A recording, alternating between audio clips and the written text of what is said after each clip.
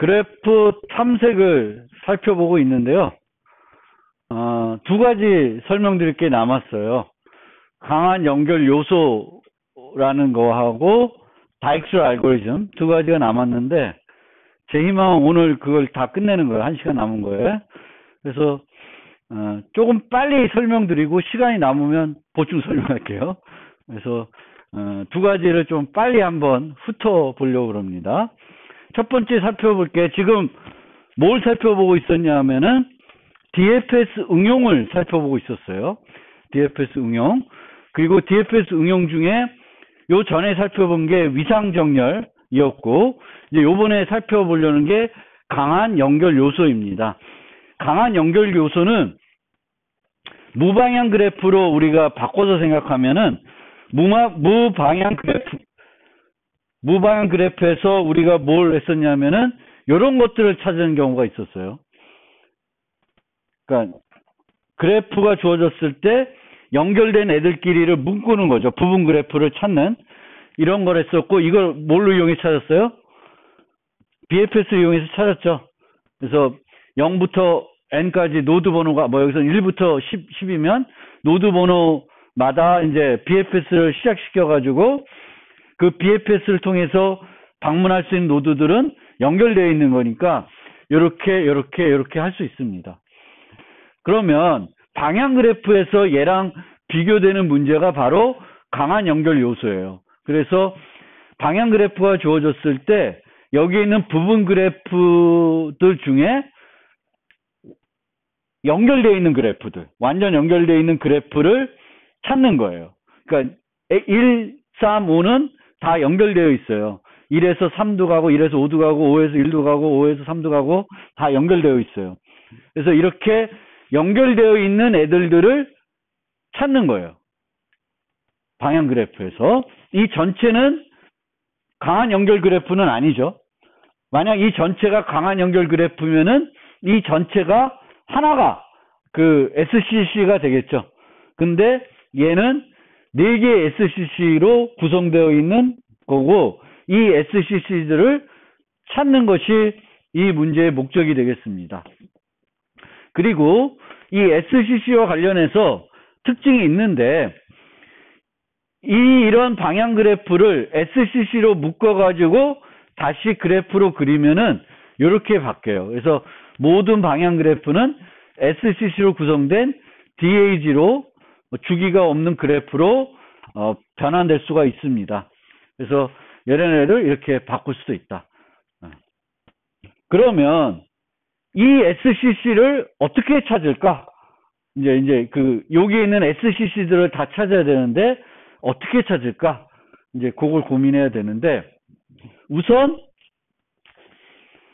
DFS를 응용한다고 그랬으니까 DFS로 우리가 각 노드에서 DFS를 수행해 보면 SCC를 과연 찾을 수 있는지 살펴보려고 그러는 거예요. 그래서 몇 군데 노드에서 해봤더니 노드 1에서 DFS를 수행하게 되면 모든 애들을 다 찾아줘요. 다 찾아주는 거예요. 그런데 노드 4에서 하면은 4, 7, 9, 2, 8, 60 이렇게 찾아줘요. 그러니까 어떤 노드에서 DFS를 수행한다고 해서 SCC를 찾아주지는 않죠. 그런데 노드 10에서 DFS 수행했더니 요 8, 60 SCC를 찾아줍니다. 그 얘기는 뭐냐면 적절한 곳에서 시작하면은 SCC를 찾을 수가 있다는 거예요. SCC를 찾을 수가 있다는 건데 그걸 이용해 가지고 어떻게 모든 SCC를 찾을 수 있을까? 이제 그걸 고민해야 됩니다. 그러면 얘는 어떤 특성이 있길래 SCC를 찾아줬고 다른 애들은 어떤 특성이 있을게 못 찾아줬냐 하면은 얘는 뭐가 되냐면 얘를 그렸을 때 4에 해당되는 애예요. 4에.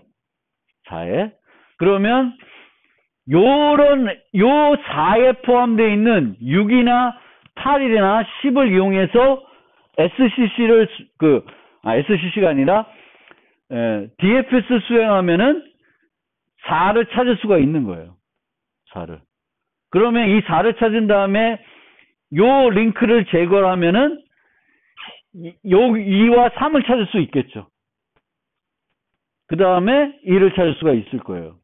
그러니까 얘를 찾으면 얘를 제거하고 나면 얘가 이 그래프에서 싱크에 해당되는데 싱크에 해당되면 얘를 갖고 검색하면 얘만 나오겠죠. 일루는 못 가니까. 일루는 갈 수 있는데 얘는 제거했으니까 얘만 나오겠죠. 또 여기서도 얘를 제거하고 나면 여기 있는 노드들을 중에 하나를 택해서 DFS를 수행하게 되면 3을 다 찾아줄 거예요. 그럼 3은 제거하고 그러면 2를 찾을 수 있겠죠. 그래서 아이디어는 이제 기본 아이디어는 요 DAG로 그렸을 때 싱크가 되는 노드를 찾아야 되는 거예요. 싱크가 되는.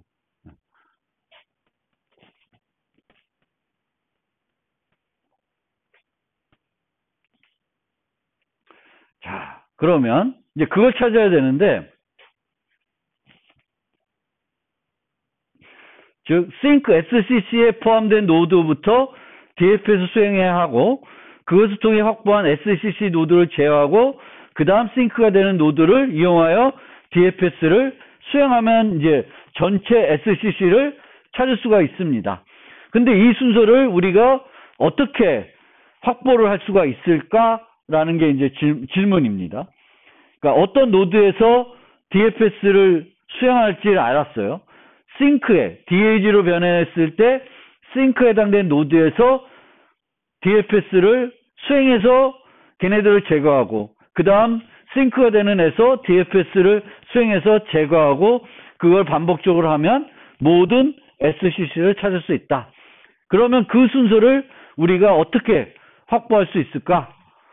그래서 코사라수라는 사람의 알고리즘은 모든 그래프의 간선의 방향을 거꾸로 바꿉니다. 그 다음에 DFS를 수행해요. 그 다음에 다시 원래 그래프에 대해서 여기서 순서를 주는데 그 순서를 바탕으로 DFS를 수행하면 모든 SCC를 찾을 수 있다는 거예요. 그러면 왜 간선의 방향을 거꾸로 바꿨을까? 이제 거기가 핵심이겠죠. 거꾸로 왜 바꿨을까? 그러면 여기서 원래 그래프죠, 이건? 원래 그래프예요. 원래 그래프인데 여기서 우리가 위상정렬을 한다고 생각해봐요. 위상정렬은 뭘로 할 수 있어요? DFS 수행해서 하는 거죠. 위상정렬을 수행하면 이렇게 수행을 할 수 있어요. 쭉쭉쭉쭉 가서 끝났네. 더 이상 갈 데가 없네. 그러면 이제 번호를 일로 가야 되지. 이제 요 가고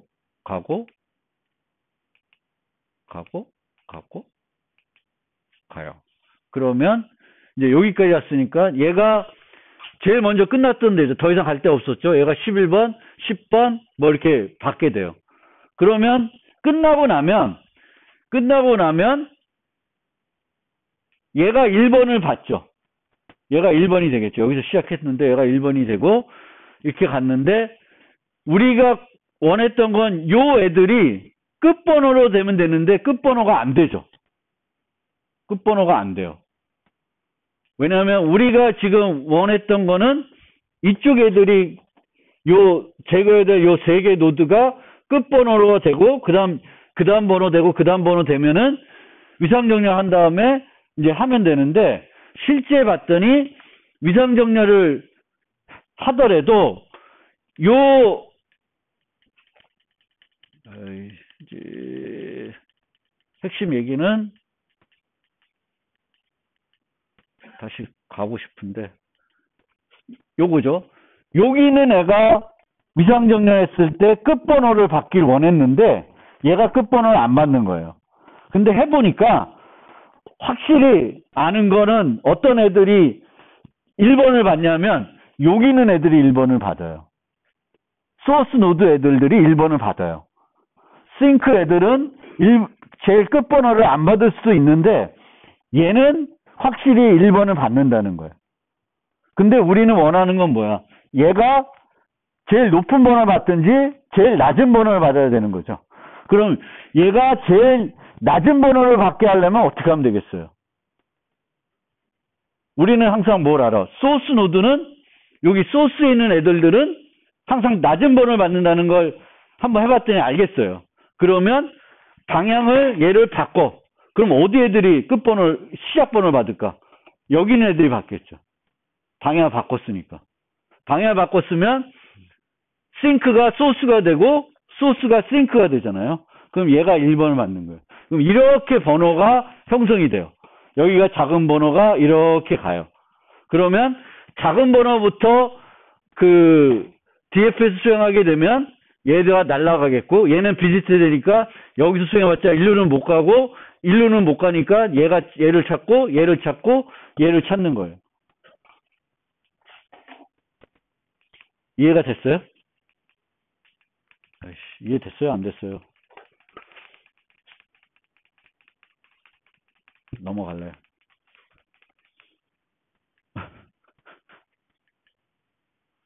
그러니까 우리는 요 원래 그래프가 주어지고 이 그래프를 SCC로 묶어가지고 그래프를 그리면 DAG가 나오는데 그 DAG의 싱크에 해당되는 노드부터 DFS를 수행해가지고 거꾸로 가야 돼요. 그래야 SCC를 모두 찾을 수 있어요. 그래서 그 순서를 우리가 확보하고자 방향을 바꿔서 수행했더니 요 애들이 항상 1을 받더라 이런 거예요. 그럼 얘를 갖고 얘를 먼저 DFS 수행해서 빼내고 그러면 이제 얘네들이 되겠죠. 그럼 4번을 갖고 수행하게 되면 얘네들이 빠져나가고 8번 갖고 빠져나가고 얘네들 갖고 하면은 다 찾는 거예요. 그래서 거꾸로 방향을 바꿔가지고 위상정렬 한 다음에 그 위상정렬된 순서대로 DFS 수행하면은 뭘 찾을 수 있어요? 모든 SCC를 다 찾을 수 있습니다. 그래서 결국에는 DFS를 몇 번 수행하면은 SCC 찾을 수 있어요? 2번 수행하면 찾을 수 있어요. 뒤집어서 위상정렬하는데 한 번, 그 위상정렬된 순서대로 DFS 수행하는데 또 한 번. 그러면 2번의 DFS만 수행하면은 SCC를 모두 찾을 수 있습니다. 그러면 방향을 뒤집어서 DFS를 수행해야 돼요.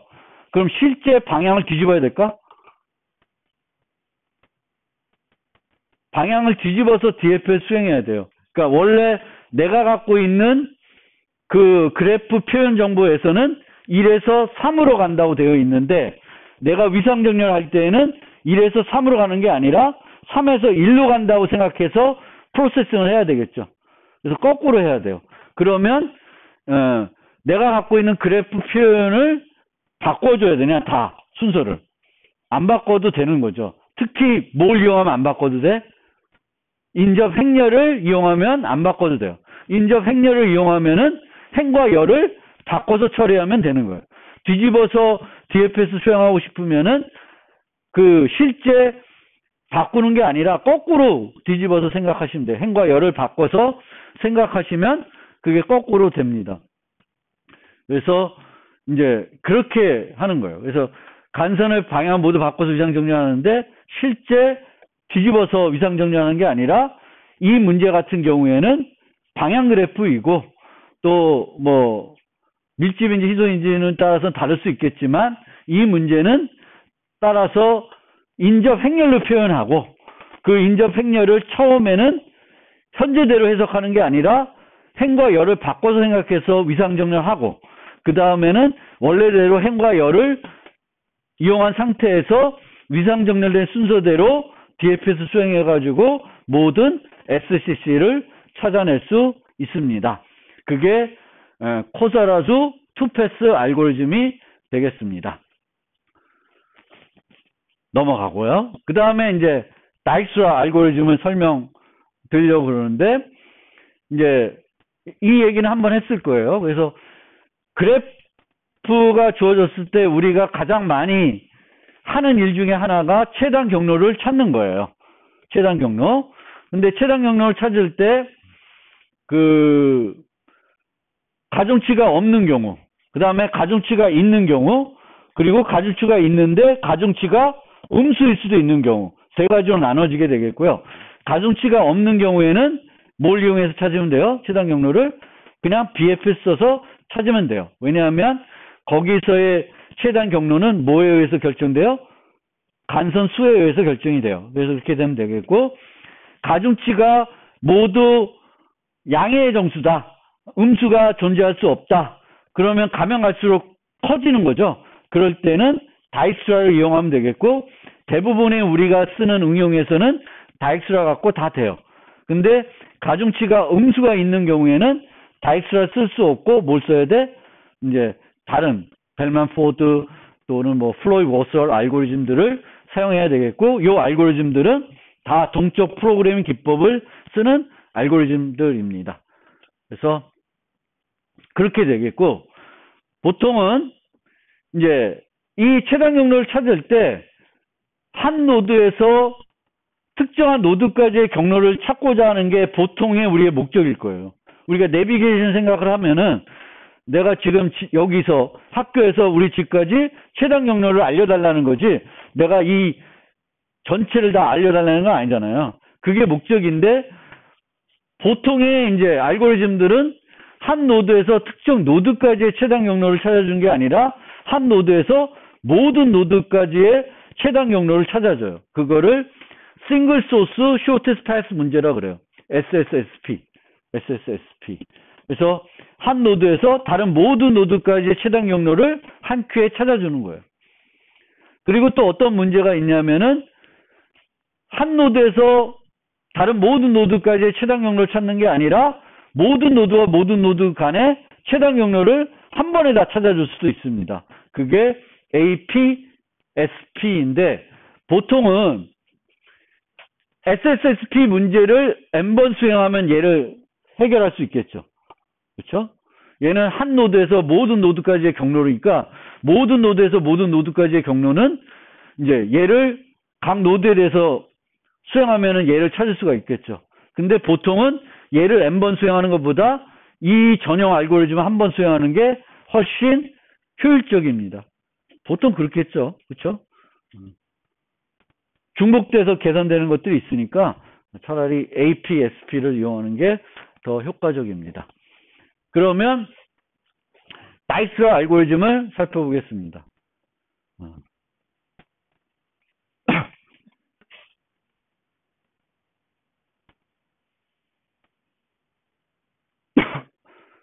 이제 그래프 알고리즘들이 왜 조금 더 중요하냐면,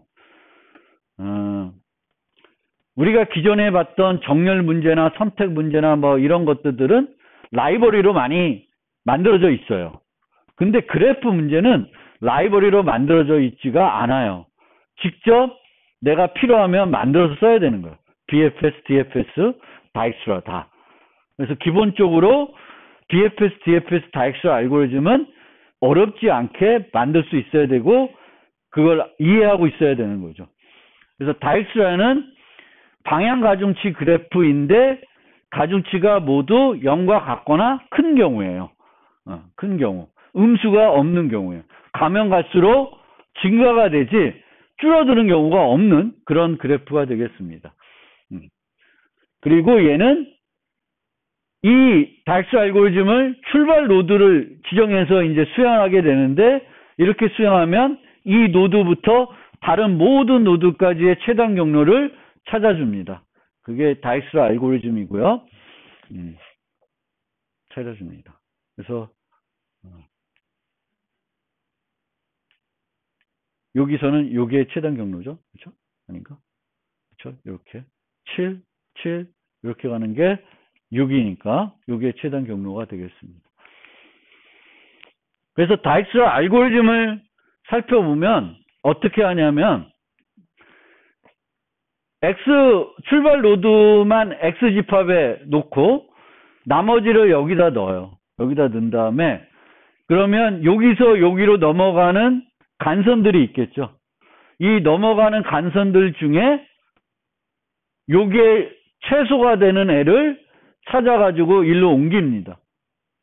그러면 여기서 S에서 W까지의 길이를 찾은 거예요. 그 다음에 또 찾고 계속 찾아 나가는 게 다익스트라 알고리즘입니다. 즉 다익스트라 알고리즘은 이 집합을 X 집합을 한 번에 하나씩 증가시키면서 찾아요. 가장 가까운 애 찾고 그 다음 가까운 애 찾고 그 다음 가까운 애 찾고 뭐 이런 식으로 우리가 좀 추상화해서 생각해 볼 수가 있습니다. 어쨌든 여기서 선택할 때 늘 어떤 기준을 가지고 가장 작은 애를 선택을 하게 됩니다. 그래서 매번 어떤 선택할 때마다 가장 뭔가 기준이 돼서 최소값을 선택한다든지 최대값을 선택하는 알고리즘을 우리는 뭐라 그러냐면 탐욕적 알고리즘이라 그래요. 그래서 탐욕적 알고리즘은 다음 챕터의 주제인데 탐욕적 알고리즘은 매번 선택을 해야 될 때 최선의 선택을 하는 거예요. 근데 이런 최선의 선택을 모아가지고 해가 될지는 알 수 없는 거죠. 그래서 그거는 이제 항상 탐욕적 알고리즘을 만들고 나서는 이 탐욕적 알고리즘이 정확한지 증명을 해야 됩니다. 어쨌든 한번 예시로 살펴보면 처음에 X에는 A 집합만 들어가 있어요. 출발 노드를 A로 하는 거예요.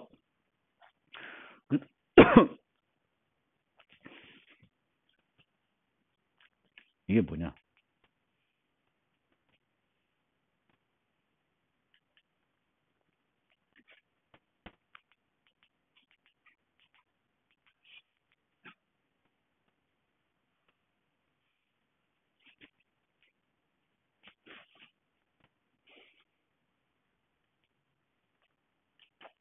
자,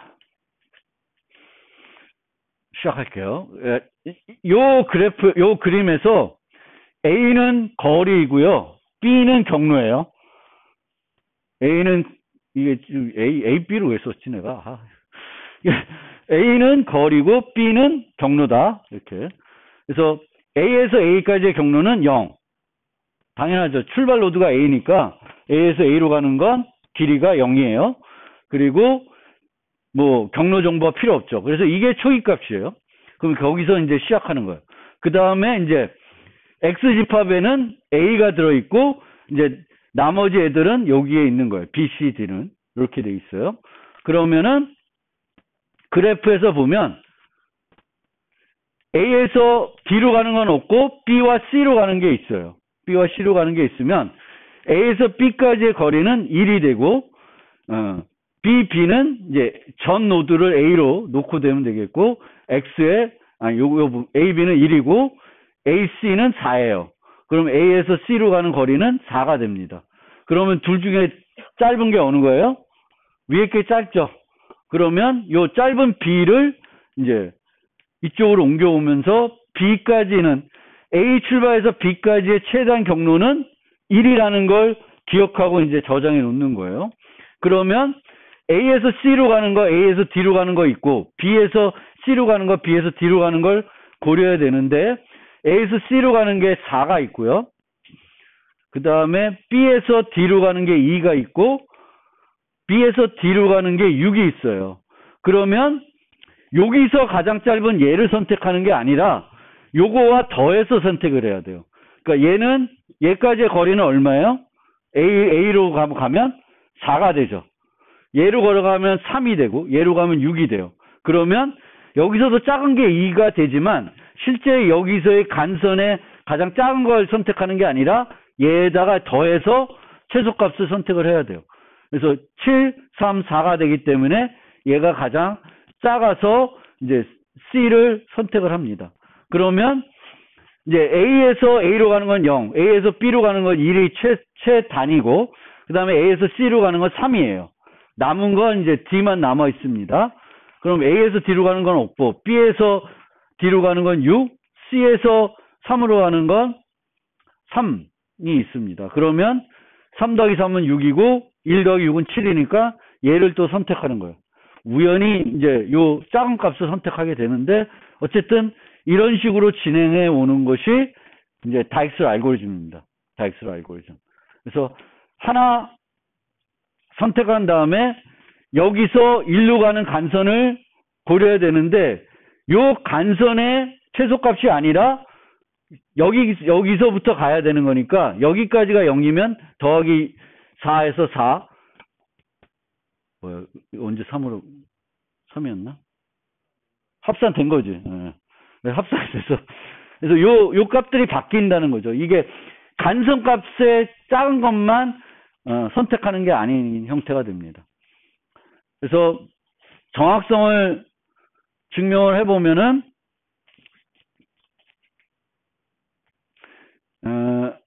정확성을 증명하고자 하는데 LV가 S에서 V까지의 실제 최단 경로 길이이고 AV는 다익슬 알고리즘을 통해서 구해준 길이에요. 그래서 우리가 하고 싶은 거는 LV와 AV가 같다는 거예요. 그거 증명하고자 하는 거예요.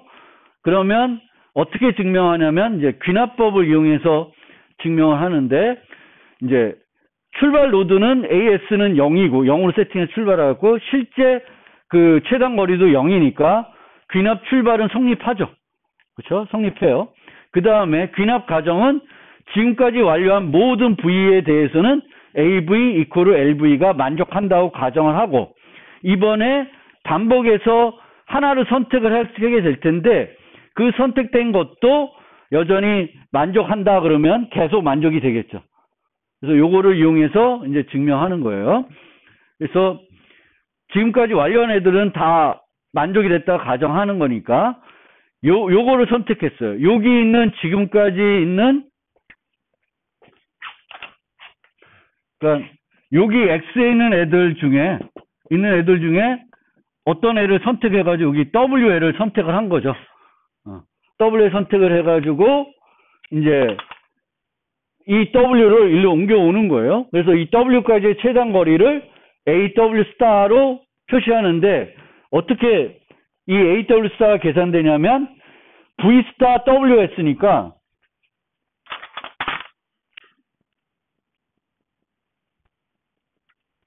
그럼 여기까지의 거리가 최단 거리가 있겠죠.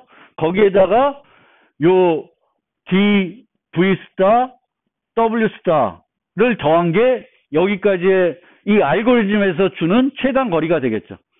그럼 얘가 LV와 똑같은지를 살펴봐야 되는데 요게 우리가 계산해서 사용된 값이에요. 근데 AV 스타는 우리가 귀납 과정에서 뭐랑 같다 그랬어요? LV 스타와 같다는 거죠. 같다 그랬잖아요. 우리가 여기까지 다 계산들을 해서 이용하고 있기 때문에 이 X 집합에 있는 애들의 갖고 있는 A 값은 최단 거리예요. 거기에다가 요거를 더해가지고 AW 스타를 선택을 했는데 얘가 이제 같은지 보는 거예요. 근데 요 값은 뭐랑 같냐면 얘랑 같아요. 그러면 우리가 증명해야 될 게 이제 AW 스타는 얘랑 같은데 얘가 LW 스타하고 같아야 되는 거죠. LW 스타. LW 스타가 같아야 된다는 걸 증명하면 됩니다. 그래서 어떻게 얘를 증명하냐? 그래서 어떻게 증명하냐면 이제 요게 모든 애들 W 스타까지의 요걸 증명한다는 게 아니라 요게 모든 애들 W 스타까지의 거리보다 그러니까 임의의 거리는 요 애들보다 같거나 크다는 거예요. 그러니까 내가 구한 요 값은 S에서 W 스타까지 가는 모든 거리보다 같거나 커요. 그러면 얘가 뭐가 돼? 최단 거리가 되는 거죠. 얘보다 같거나 크니까. 존재하는 모든 S에서 W 스타까지의 모든 경로는 얘보다 같거나 큽니다. 그러면 얘가 최단 경로라는 거죠. 그러면 얘는 어떻게 표현할 수 있냐면 요 모든 S에서 W 스타로 가는 임의의 경로는 어떻게 표시될 수 있냐면은 S에서 어딘가에 가서 요 경계를 넘기 전에 있는 노드까지 어딘가에 갔겠죠. 그 다음에 경계를 넘었었을 거예요. 그리고 다시 여기서부터 어떻게든 W까지 갔을 거예요. 그러니까 우리가 생각하는 임의의 경로는 이렇게 상정해서 그려볼 수 있습니다.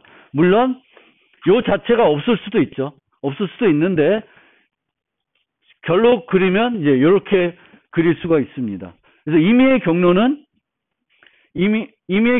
이제 이렇게 우리가 생각해 볼 수 있는데, 여기서 보면 SY는 LY, 그러니까 여기서는 최단 거리로 갔다고 가정합시다. 그래서 그래야 더 짧아지니까, 그러면 이 LY는 AY는 LY와 같은 거죠. 그러면 이제 우리가 나머지 봐야 될 게 요 거리와 이제 요 거리가 YC 그리고 G에서 W 스타 가는 거, 요 거리와 이제 비교를 해보면 되겠죠. 우리가 구한 이 AW 스타와. 그래서 요 임의의 거리의 거리는 뭐가 되냐면 AY에 DYC를 더한 것보다는 같거나 커요. 그러니까 이 경로의 길이는 여기서부터 여기까지의 거리보다 같거나 큽니다. 얘가 같거나 크죠. 얘는 요건데 내가 구한 얘와 비교를 해봅시다. 그러면 실제로 얘가 어떤 애예요? 얘랑 비교했을 때 얘가 어떤 애냐면, 여기서 어떤 노드에서 일로 넘어가는 애들 중에 요 값이 가장 작아지는 애죠. 작아지는 애예요. 작아진 애를 우리가 선택하고 있어요.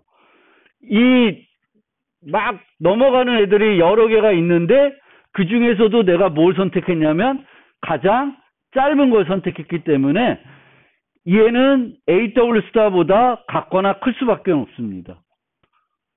그래서 이 다익스 알고리즘은 정확하다. 설명이 좀 됐나?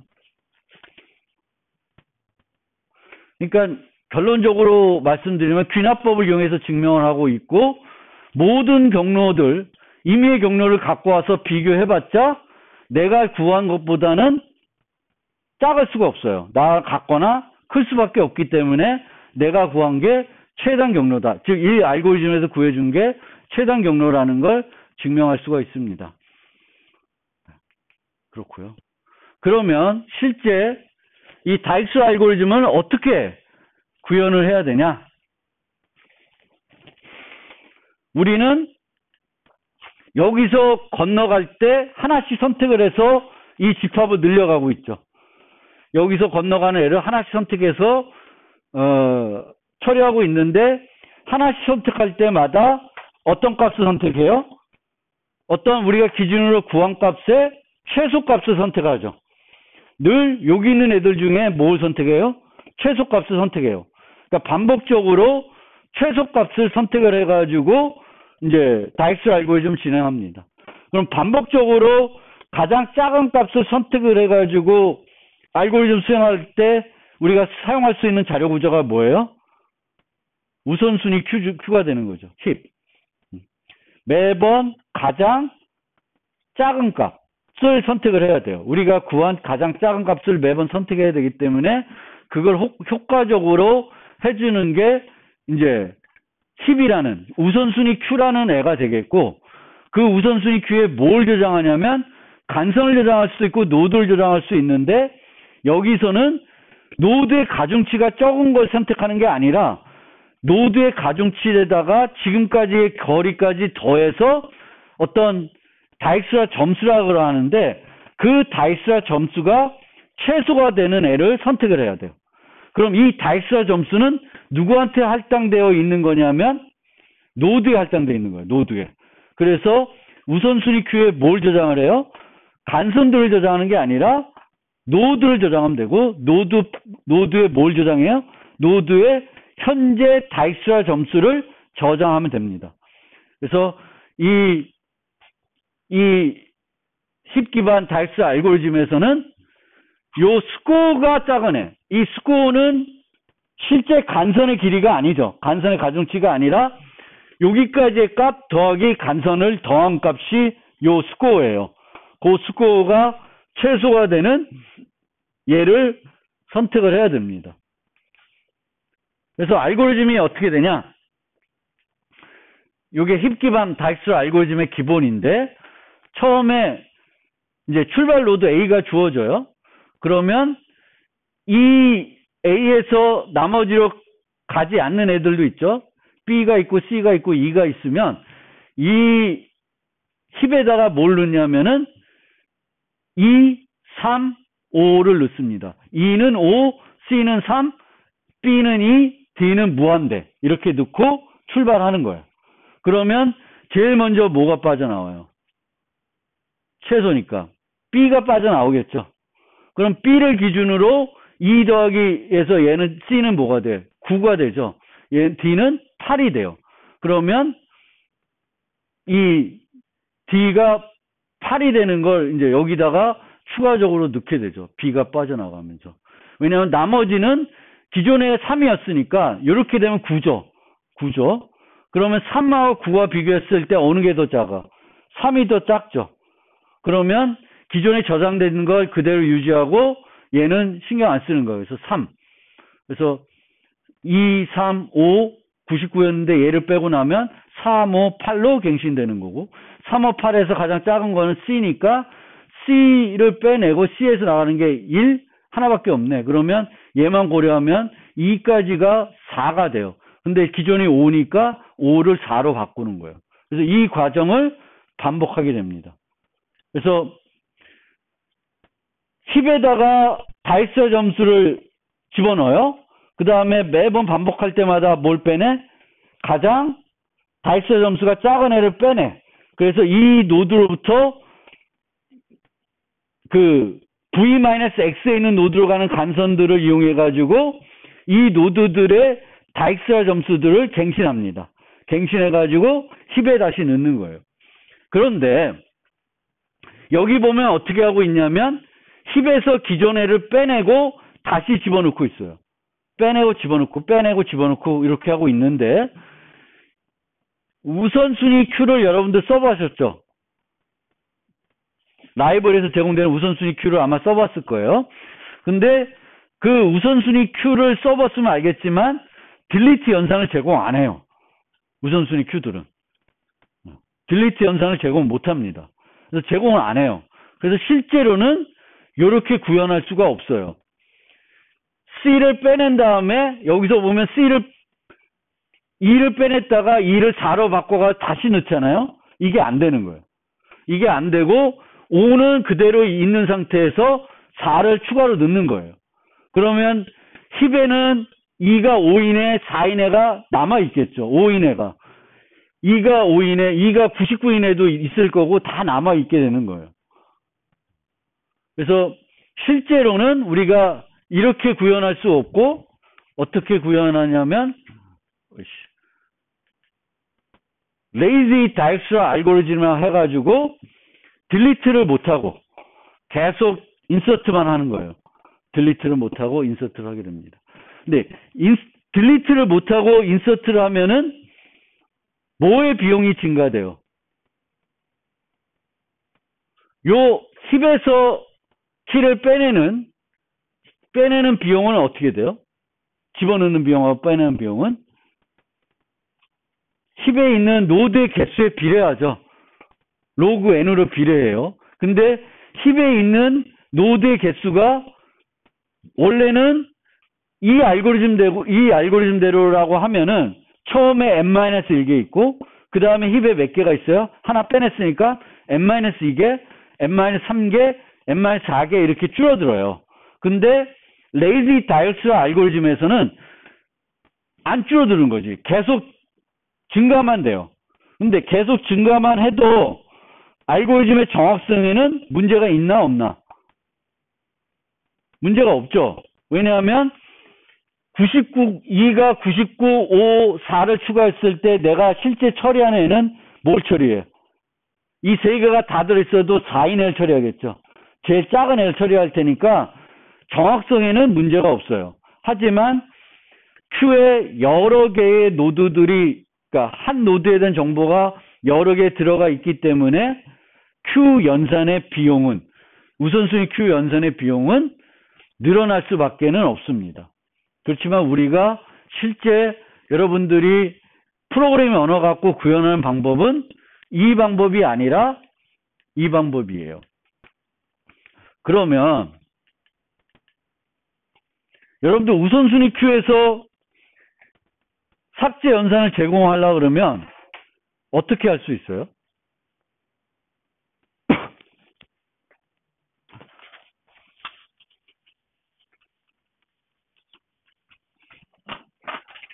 우선순위 큐는 어떻게 생겼어요?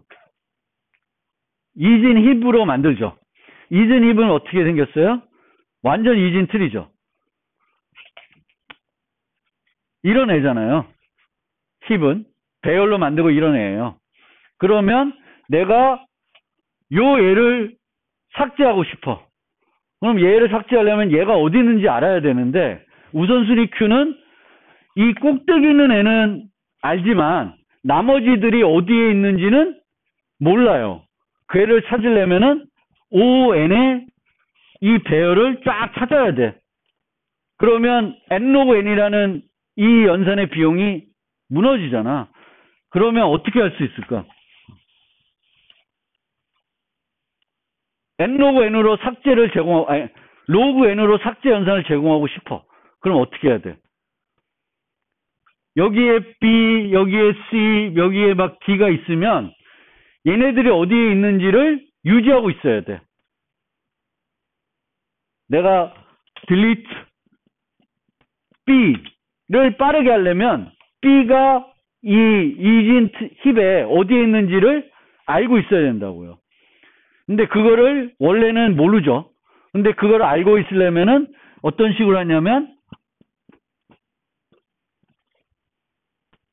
이렇게 핵심 웹을 써서 각 애들의 이진 힙에 있는 위치를 유지해야 돼. 그러면 B를 삭제해라. 그러면 여기 가서 B의 위치를 알아가지고 얘를 삭제할 수 있어요. rip down이나 rip up 해가지고 삭제를 하면 돼. 요거 있으면. 근데 얘를 유지할 때 문제는 뭘까요? 얘네들의 위치가 고정되어 있진 않죠. 내가 여기다가 새로운 애를 추가하면 얘가 rip up 해가지고 올라가면서 막 바꿔요. 그러면 모두 갱신해야 돼. 얘도 또 갱신해야 돼. 엄청 번잡하죠. 그래서 이제 라이벌에 있는 함수들은 이거 제공 안 해요. 이걸 만들면은 로그 n의 삭제도 제공할 수 있는데 배꼽이 더 큰 거지. 이건 너무 비효율적인 거지. 그래서 일반적으로 라이브러리는 딜리트 연산을 제공하지 않는다. 딜리트 연산을 제공하지 않기 때문에 우리는 다익스를 구현할 때 어떻게 구현해요? 레이지 방법을 쓴다는 거예요. 레이지 방법은 딜리트 없이 계속 추가만 해요. 계속 추가를 하면은 h가 nt일 때까지 반복하는 게 아니라 언제 반복을 끝내면 돼? n개의 노드를 다 처리했으면 반복이 끝나면 돼요. 큐에 이 힙에 노드들이 남아 있더라도 나는 다 처리한 거잖아. 그러니까 이 99, 이 5라는 정보가 여기에 남아 있겠죠. 그런 애는 이제 무시해야 되는 거지. 그래서 여기에서 extract min 했는데 이미 내가 처리한 애가 나왔어. 그러면 스킵해야지. 그래서 나왔는데 스킵하고 n개까지 다 처리했으면 그때 끝내고 아니면 이제 아래 걸 이제 수행을 해야 되는 거죠. 그렇죠.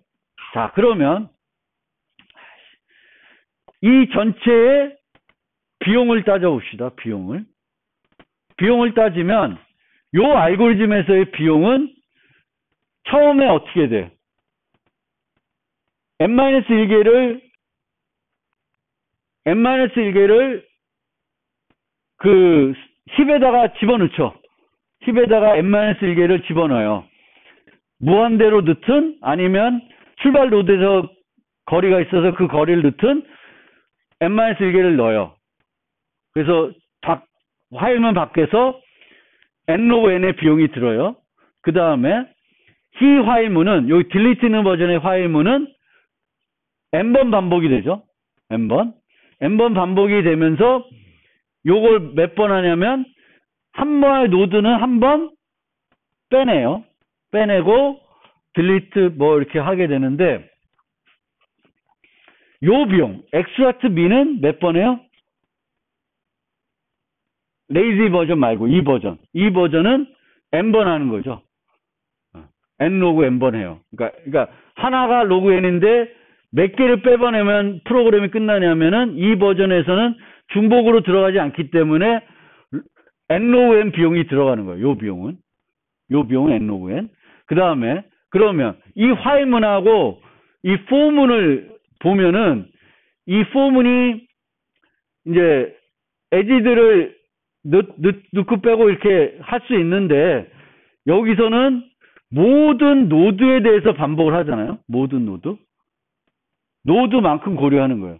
여기 while for라고 하지만 이 while은 신경 쓰지 말고 얘만 놓고 생각해 보면은 방향 그래프니까 요 간선을 몇 번 검사해요?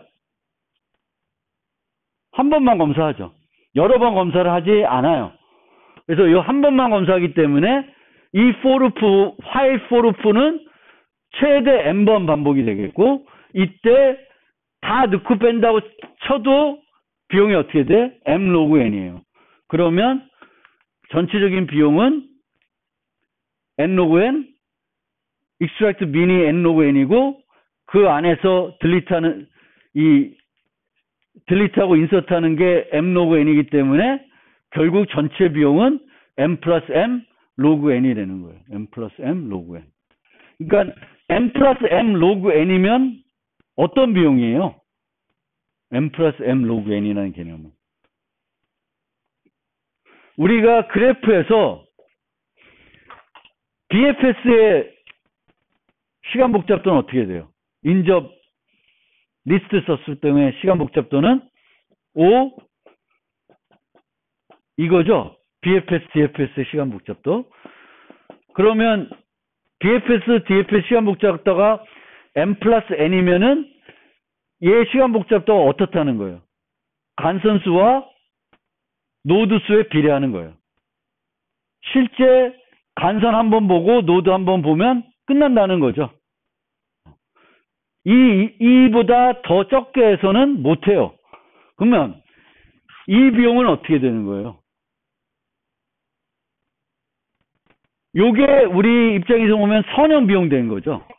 간선수와 노드수에 비례하는 거예요. 다익수라는 간선수와 노드수에 의사선형 비례하는 거예요. 우리가 ON이 있을 때 그 다음에 목표하는 건 뭐예요? N 로그 N이죠. 그리고 N 로그 N을 우리가 뭐라 그래? 의사선형 알고리즘이라 그러지. 그러면 다익수라는 의사선형 알고리즘 정도가 되는 거예요. 의사선형. 매우 효율적인 알고리즘이에요. 매우 효율적인 알고리즘인데 우리는 실제로는 이제 이렇게 처리하죠. 레이지 다이렉션 방법을 이용해서 구현을 하게 된다는 거예요.